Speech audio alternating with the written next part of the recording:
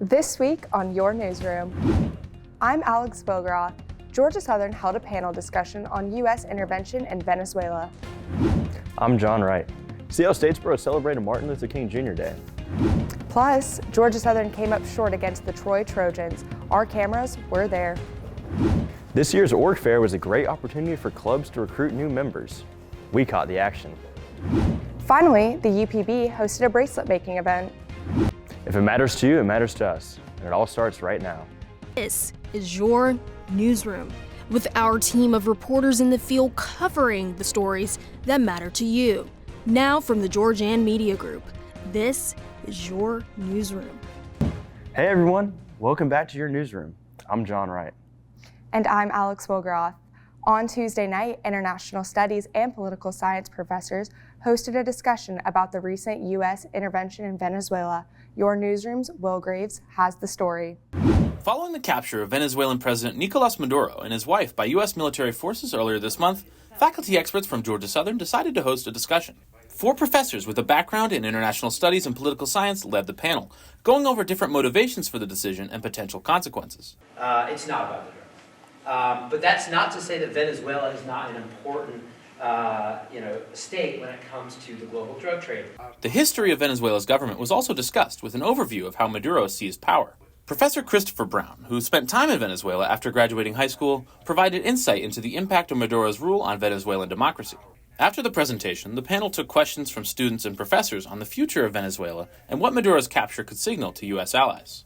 To be able to be informed about decisions domestically and the impacts of international relations or global situations it's almost a minimum requirement, I think, for being engaged in politics as being a good citizen.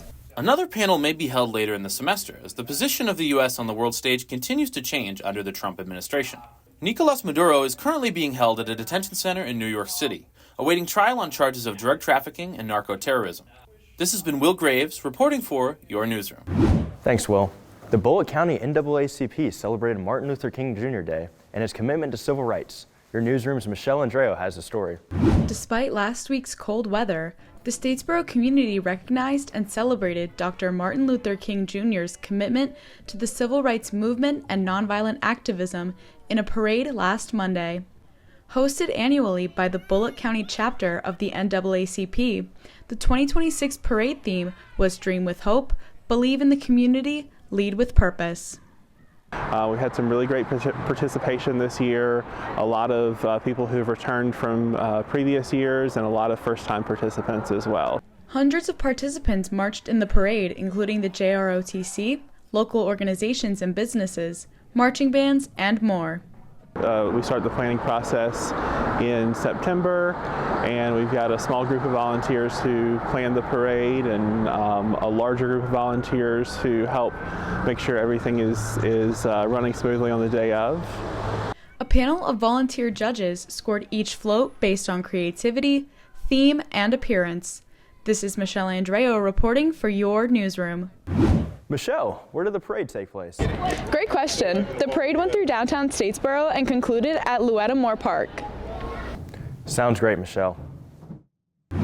Georgia Southern men's basketball is in the midst of their conference season, and this past weekend took on the Troy Trojans at the Hill. The Eagles unfortunately couldn't hold off the Trojans in a late game surge, making the ending score 78-83. Alden Applewhite led the Eagles offense with 19 points, which was helping keep the Eagles within striking distance throughout the game. The Eagles also had strong support from Spud Webb, who finished with 17 points and 6 rebounds. Despite the Eagles being down by 9 at the end of the half, they did not give up. After a couple fouls and missed shots, Troy sealed the win.